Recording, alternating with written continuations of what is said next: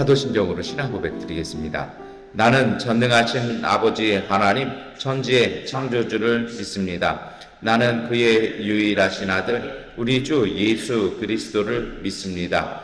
그는 성령으로 잉태되어 동정녀 마리아에게서 나시고 본디오 빌라도에게 고난을 받아 십자가에 못 박혀 죽으시고 장사된 지 사흘 만에 죽은 자 가운데서 다시 살아나셨으며 하늘에 오르시어 전능하신 아버지 하나님 우편에 앉아 계시다가 거기로부터 살아있는 자와 죽은 자를 심판하러 오십니다. 나는 성령을 믿으며 거룩한 공교회와 성도의 교제와 죄를 용서받는 것과 몸의 부활과 영생을 믿습니다. 아멘. 찬송가 428장 찬송 드리겠습니다. 내 영혼에 빛비치니 조영광 찬란해 이 세상 어떤 빛보다 이리 더 빛나네 주의 영광 빛난 광채 내게 비춰주시옵소서 맑은 얼굴 배울 때 나의 영혼 기쁘다 내 영혼에 노래 있으니 주 찬양합니다 주 귀를 기울이시사 바꾸고 대신에 주의 영광 빛난 광채 내게 비춰주시옵소서 그 맑은 얼굴 배울 때 나의 영혼 기쁘다 내 영혼의 봄날 되어서 주와 함께 하실 때 그 평안에게 깃들고 눈에 꼽히네 주의 영광 빛난 광채 내게 비춰주시옵소서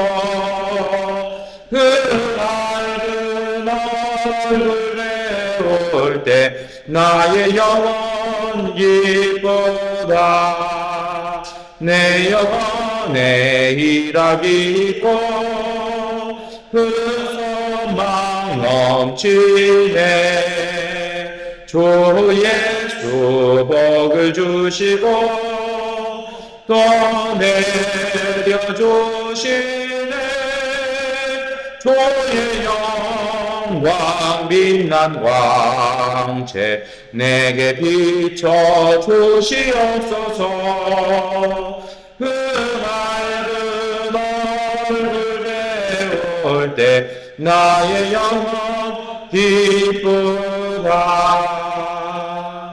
아멘. 요한복음 14장 21절부터 26절까지의 말씀 세 번역번호로 함께 읽겠습니다. 받아서 지키는 사람은 나를 사랑하는 사람이요 나를 사랑하는 사람은 내 아버지의 사랑을 받을 것이다. 그리고 나도 그 사람을 사랑하여 그에게 드러낼 것이다. 가룟 유다가 아닌 다른 유다가 물었다. 주님께서 우리에게는 자신을 드러내시고 세상에는 드러내려고 하지 않으시는 것은 무슨 까닭입니까? 그에게 대답하셨다. 누구든지 나를 사랑하는 사람은 내 말을 지킬 것이다. 그리하면 내 아버지께서 그 사람을 사랑하실 것이요 내 아버지와 나는 가서 그 사람과 함께 살 것이다. 나를 사랑하지 않는 사람은 내 말을 지키지 아니한다. 너희가 듣고 있는 이 말은 아니라 나를 보내신 아버지의 말씀이다. 내가 너희와 함께 있는 동안에 나는 이 말을 너희에게 말하였다. 그러나 보혜사 곧 아버지께서 내 이름으로 보내실 성령께서 너희에게 모든 것을 가르쳐 주실 것이며 또 내가 너희에게 말한 모든 것을 생각나게 하실 것이다. 아멘.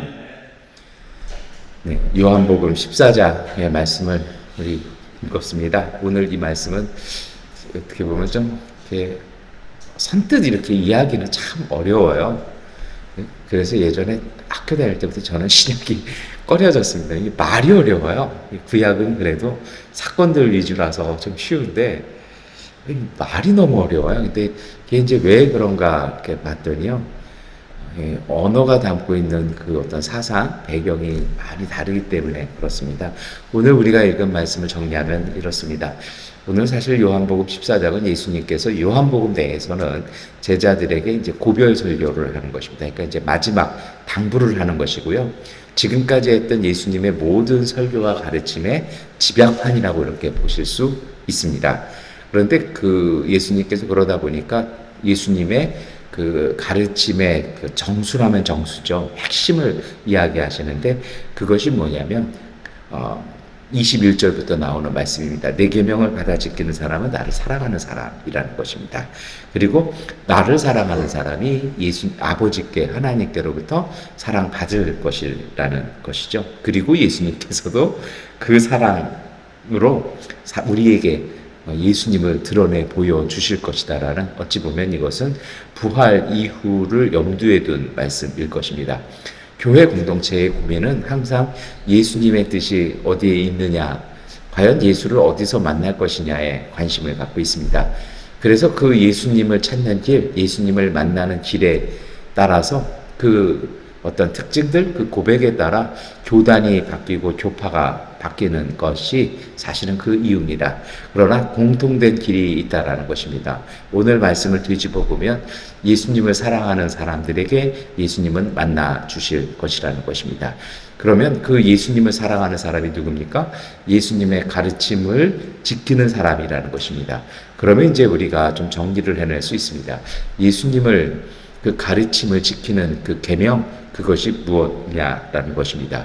예수님께서 이 말씀을 딱 하셨을 때 22절에 이 유다라는 제자가 한 명 또 있습니다. 이스가리옷 유다, 예수님을 배신했던 제자, 팔아먹은 제자가 아닌 또 다른 이름 유다라는 사람이 있죠. 이 사람이 이렇게 얘기하는 것입니다. 주님, 우리 함께 읽어볼까요? 가룟 유다가 아닌 다른 유다가 물었다. 주님께서 우리에게는 자신을 드러내시고 세상에는 드러내려고 하지 않으시는 것은 무슨 까닭입니까? 아멘. 이 말이 참 번역이 어려운 말인데요. 이게 무슨 얘기냐면 이게 언뜻 우리 한국말로 읽으면 어떤 뜻이냐면 예수님 우리에게는 나타나 주시고 왜 세상 사람한테는 나타나시지 않습니까? 이렇게 읽어낼 수 있어요. 한국어로는요. 그런데 이것을 그리스어 성경을 읽어보면 그 뜻이라기보다는 그 당시 사람들이 썼던 표현 방식대로 쓰자면 이런 것입니다. 일반적인 사람들이 원하고 생각했던 그런 메시아로서 왜 안 나타나시냐라는 것입니다. 이 드러내신다라는 거잖아요. 이 드러내신다라는 뜻이 몰랐던 걸 아는 것이거든요. 그러니까 우리가 보통 그래요. 이렇게 뭔가를 설명하고 무엇을 얘기할 때 잘 이렇게 이야기 안 하면요. 그래서 저도 미얀마 현지인들이나 저희 교회 직원들하고 대화할 때 아니면 일에 대해서 막 이야기할 때 어떤 말을 잘 쓰냐면 예를 들어서 우빠마 베틀러 이런 말 자주 쓰거든요. 왜냐하면 단어가 서로 틀려요. 쓰는 개념이. 그러다 보니까 예를 들어서 이렇게 쭉 얘기하지만 그거요 이러면서 이제 되는 거죠. 그러니까 드러낸다라는 것이 그런 거예요. 잘 단어적으로나 의미적으로 못 받아들이고 있던 것을 깨닫게 해주는 것입니다. 그런데 어떤 것에 예수님과 그 당시 유대인들과 사이에 괴리가 벌어지냐면 메시아가 오신다라는 것, 하나님 나라가 임재한다는 것을 유대인들은 어떻게 생각했냐면 자신들이 권력을 잡고 로마를 이렇게 뒤집어 엎는 것입니다. 그리고 심지어 어떻게 하는 것입니까? 세계 정복까지도 꿈꾸는 것. 그래서 유다와 시온산이 세계 정상에 우뚝 서는 것이 하나님 나라의 임재라고 생각하는 것입니다. 아니 하나님께서 통치하시는데 뭐 세계 세계뿐이겠습니까? 그들은 그렇게 생각하는 것이죠. 그런데 정작 하나님의 아들이 오셔서 하시는 얘기는 그게 아니라는 것입니다. 하나님의 나라는 사랑하며 사는 것이라는 것입니다. 지난주에도 한번 말씀을 드렸습니다만 예수님의 복음은요, 그 사랑은 뭐 남녀간의 뜨거운 사랑일 수도 있습니다만 사람을 사람으로 봐주고 그 사람을 사람답게 살 수 있도록 열어주는 것입니다. 이것이 사실은 평화죠. 평화라는 것은 전쟁이 없고 분열이 없는 것이 아니라 모든 것이 똑같이 분배되어지는 공산주의적 사상의 그것을 얘기하는 것이 아니고요. 평화라는 것은 생명이 자라날 수 있는 곳, 생명이 움틀 수 있는 곳이 바로 평화고 그것이 하나님의 나라입니다. 그런데 이 평화를 이루어가는 그 힘은 어디에 있냐라는 것입니다. 유대인들은 그 평화는요, 권력을 잡았을 때, 로마를 이겼을 때, 자신들이 독립하고 다른 세상을 지배하기 시작할 때, 그것이 가능하다라는 것입니다. 지금도 이스라엘은 율법을 믿는 나라입니다. 참 열심히 믿죠. 그러다 보니 어떻게 합니까? 유대 율법에 믿다 보니 그들이 차지하고 있는 지금의 이스라엘 땅, 그리고 시리아 땅, 그 아랍 지역에서 그들은 끊임없이 사람을 핍박하고 사람을 내쫓고 사람들을 가둬버립니다. 왜 그럴까요? 그들에게 있어서의 구원은, 그들에게 있어서의 하나님의 나라는 오직 야곱의 후손이라 불리는 이스라엘만이 그 땅을 차지하고 자신들이 다른 민족을 지배하는 것, 이것이 평화 샬롬이고 하나님의 나라라고 생각한 것입니다. 그런데 하나님의 아들은, 그리고 하나님께서는 그게 아니라는 것입니다. 오늘 예수님도 그 말씀하시잖아요. 이것은 내 말이 아니라 나를 보내신 아버지의 뜻이다. 하나님이 가르쳐 주신 말씀, 그 하나님의 나라의 평화는 그것이 아니라는 것이죠. 모세 시대 때만 해도 노예였던 그 사람들을 하나님께서 그들의 고통과 그들의 신음을 들으시고 불러내셔서 그들이 사람답게 살 수 있는 곳, 사람답게 살 수 있는 땅으로 인도하셔서 그 땅을 그들에게 주셨다라는 것입니다. 그것이 평화라는 것이고 그 평화를 통해서 하나님의 나라는 온전한 모습으로 이루어진다라는 것입니다. 여러분, 근데 이렇게 생각해 보셔야 합니다. 생명은 어떻게 자랄까요? 생명은요, 그 환경이 갖춰져야 잘 자라지 않습니까? 정말 햇살도 적당히 받고요. 물도 있어야 되고요. 신선한 공기도 있어야 되고요. 이런 모든 것이 갖춰져야 모든 생명이 잘 자라나는 것처럼요. 모든 생명, 그 평화가 존재하기 위해서는 필요한 그 환경이나 여건이나 자양분이 있습니다. 그것이 바로 사랑이라는 것입니다. 사랑이란 말씀을 드린 것처럼 생명을 생명으로 모아서 돌보아 주는 것, 그 생명의 가치를 지켜주는 것, 이것이 바로 사랑입니다. 예수님의 가르침은 바로 이 단어, 이 한 문장 안으로 다 들어온다라는 것입니다. 이것이 하나님의 뜻이고 이것이 하나님의 나라라는 것입니다. 그러자 이제 다른 유다가 얘기하는 것입니다. 유대인들은 하나님의 나라가 그렇게 온다는데 왜 예수님 이것을 그들이 원하는 방법으로 왜 이야기하지 않으시는 겁니까? 라고 어찌 보면 예수님의 가르침에 대해서 자신들이 품고 있었던 생각들, 자신들의 열망, 그것에 대한 열망으로 예수님께 어떻게 보면 재차 반문하는 것입니다. 그러자 이제 23절부터 예수님께서 또다시 이야기하시면서 똑같은 이야기를 하시는데 좀 강하게 이야기하시는 것입니다.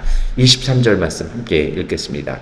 예수께서 그에게 대답하셨다. 누구든지 나를 사랑하는 사람은 내 말을 지킬 것이다. 그리하면 내 아버지께서 그 사람을 사랑하실 것이요 내 아버지와 나는 그 사람에게로 가서 그 사람과 함께 살 것이다. 아멘. 예수님께서요, 다시 말씀하시면서 좀 강하게 얘기하시는 것이 이것입니다. 유대인들은 하나님의 나라, 자신들이 로마를 이겨내고 독립하는 그 과정을 율법과 예배를 통해서 하나님을 만나는 것을 통해서 이루어진다라고 믿었다라는 것입니다. 그래서 그들은 율법이 중요했고 성전이 중요했습니다. 그런데 하나님의 아들 예수님은 이제 다른 길, 그 길 아니라고 말씀하시는 것입니다. 예배가 필요하고 제사가 필요한 이유는 오늘 사람이 하나님을 만나기 위해 하나님 앞에 서기 위해서 하는 것이라는 거죠.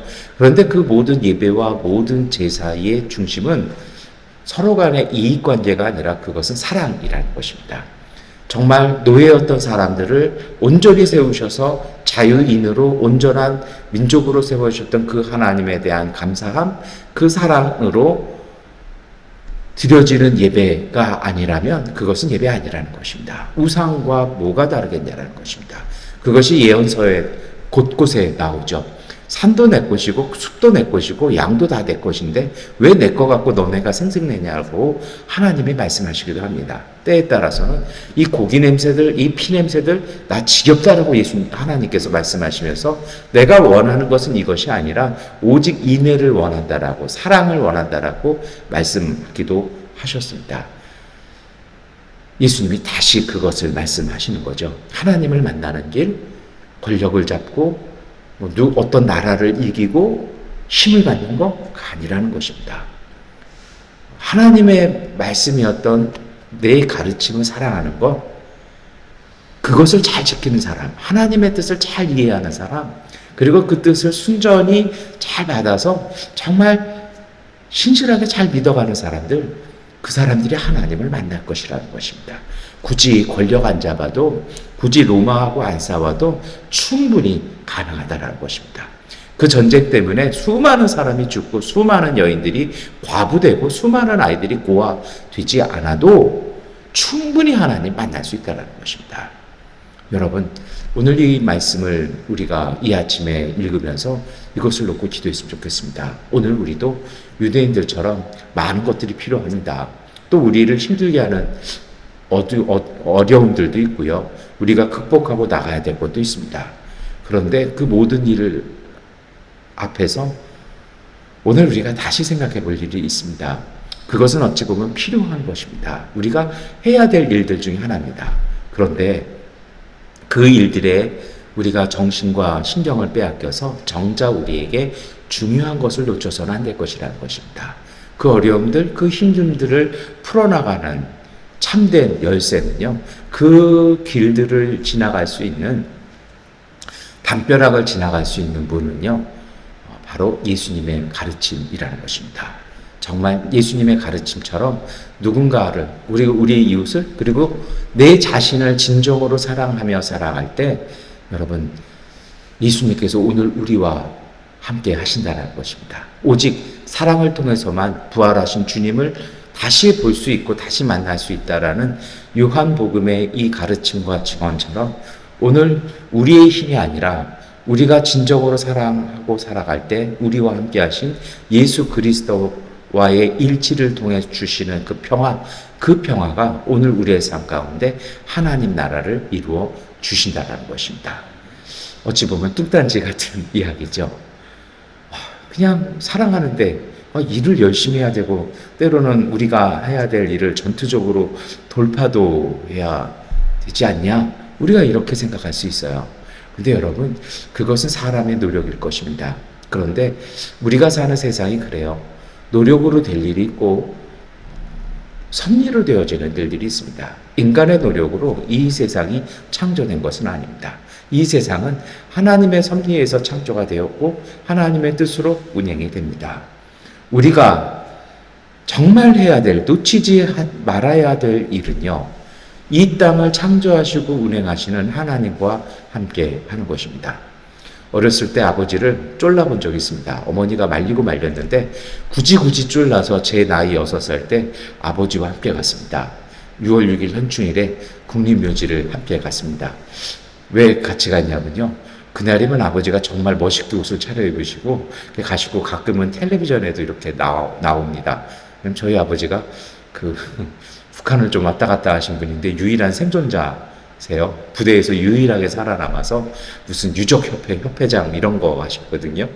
제 어린 나이에 그게 참 부러웠어요. 그래서 갔습니다. 아니나 다를까 그 수많은 사람들 인파, 그래서 아버지는 또 아버지 나름대로 바쁘시잖아요. 유족들 챙기셔야 되고, 이렇게 추모 행사 사회 보셔야 되고, 이렇게 국회의원 누구 온 사람 만나셔야 되고, 그러면 저 혼자 이렇게 해서 그 유족 협회에서 온 어떤 누나, 제가 고모라고 불렀던 그 누나랑 이렇게 같이 기다리다가 어느 순간 아버지가 사라져 버렸어요. 그때부터 제 인생에 제가 아직도 기억이 나요. 그렇게 울어본 적이 없어요. 미아가 된 거죠. 결국은 하루 종일 미아 보호소에 울며 울며 기다리다가 나중에 모든 저녁 무렵에서야 아버지가 오셔가지고 그 울음 그쳤던 기억이 납니다. 미아 보호소에 있으면서 끊임없이 거기는 모든 애들이 다 울어요. 울다가 지쳐서 쉬면 다른 애가 울기 시작하면 다시 울기 시작하고요. 제발 좀 그만 울려고 거기 자원봉사자분들이 막 사탕도 갖다 주고 초콜릿도 갖다 주는데 받아들고 조금 먹다가 옆에서 울면은 이게 소용이 없어요. 막 울기 시작하는 거죠. 무슨 새떼 울어대지 그렇게 막 울어대는데 아버지가 오는 순간 제 앞에 쌓여있던 초콜릿과 사탕은 탁 던지고 그냥 아버지, 아빠 하면서 이제 그러고서 했더니 마냥 행복해졌던 기억이 납니다. 여러분, 저는 오늘 우리가 사는 세상에 그 느낌, 그것을 잃어버리면 안 될 것 같아요.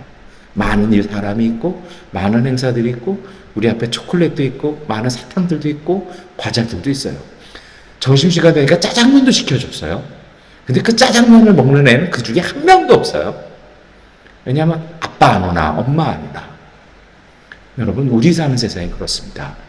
이런저런 일 많이 있지만 하나님과의 동행, 예수님과의 만남과 일치가 없다라면 오늘 우리는 길을 잃어버립니다. 그 하나님과의 일치, 예수님과의 동행을 이루어가는 길은 바로 사랑하며 사는 것입니다. 여기에 그것을 놓쳐버리는 순간 우리는 길을 잃어버리게 됩니다. 그런데 참 묘한 것이 있습니다. 그게 뭐가 중요하고 사는 것이 얼마나 힘들다 그러죠. 가끔 살다 보면 정말 복된 땅이라는 데가 있어요. 장사 잘 되는 명당림 같은 데가 있습니다. 거기다가 작물을 심으면요, 거긴 이상하게 잘 자라요. 왜 그렇습니까? 거긴 모든 조건이 다 완비된 것이거든요. 우리식 요금으로 얘기하면 생명의 기운이 충만한 곳입니다. 이상하게 그 가게, 그 상점은요, 자꾸 사람이 들끓어요. 똑같은 편의점이 많아요. 근데 어떤 편의점은 썰렁해요. 근데 어떤 편의점은요, 손님이 요새 한국 가보시면 뭐 편의점이라는 데가 한 200m, 300m마다 하나씩 다 있잖아요. 어디 가보면 그냥 알바생이 게임 이렇게 하다가 손님이 계산대 갖다 놓으면 그때서야 찍찍 찍고 뭐 이렇게 가면 또 이렇게 뭐 이렇게 또 게임하고 있어요.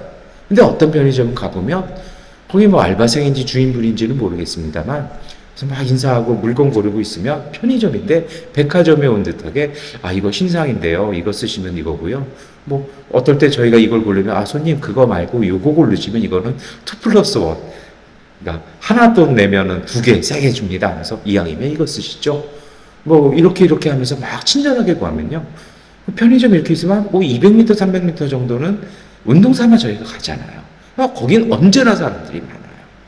또 물건이 거기는 계속 손님이 많으니까 거기 가면 또 유효기간 한참 남은 좋은 물건들이 거긴 항상 있어요. 이쪽 편의점은 사람은 없고 물건이 그러다 보니까 사가니까 물건이 맨날 유효기간 임박한 것들. 그게 장사 잘 되는지 안 되죠. 무슨 이야기를 저희가 드리고 싶은 거냐면 사랑이란 그런 것입니다.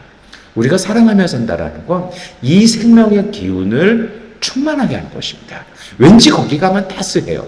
왠지 거기 가면 기분이 좋아요. 왠지 거기 가면 일이 잘 돼요. 왠지 거기 가면 물건이 좋아요. 왠지 거기 가면 정말 쉼을 얻고 좋아요. 그러니 그곳엔 진짜 복이 있는 것이고 그 속에 열매가 가득할 것입니다. 오늘 이 아침 우리가 이것을 놓고 기도했으면 좋겠습니다. 우리가 오늘도 할 일이 참 많죠. 그러나 주님, 어떤 일, 수많은 일들이 있고 수많은 만남이 있지만 이것 잊지 말게 하여 주옵소서. 우리가 사랑하며 삶으로 예수 그리스도와의 만남을 통해 주님과 함께 걸어가는 이 길 꼭 지키며 살게 하시고 우리가 그 길 지키며 살아갈 때 그 길이 세상 어떤 것보다도 복되고 그 길이 기쁨과 행복이 충만한 하나님의 은총의 길임을 기억하며 오늘 하루도 오롯이 믿음의 길 가게 해달라고 기도하고 승리하시기를 축원합니다. 기도하겠습니다. 전능하신 아버지 하나님, 다시 우리가 아침을 시작하며 하루를 시작합니다. 참 오늘도 많은 일들이 있고 많은 노력들이 있고 많은 만남이 있습니다. 많은 판단과 결정을 해야 합니다. 우리가 무엇을 어떻게 해야 할지 모를 때 보혜사 곧 하나님께서 예수 그리스도의 이름으로 보내시는 성령께서 오늘 우리에게 가르쳐 주시고 깨닫게 하시는 모든 일들을 지키며 살게 하여 주시옵소서. 세상에서 유익한 것이 아니라 하나님 뜻 안에서 옳은 것을 선택하게 하여 주심 통해서 그 옳음이 진리의 길 되게 하시고 그 진리가 생명이 되어 오늘 우리에게 주시는 참된 복 누리며 살아갈 수 있는 믿음의 가족들, 그 사업장들 일터 되게 하여 주옵소서. 예수 그리스도의 이름으로 기도드립니다. 아멘. 하나님께 기도하는 시간 갖겠습니다.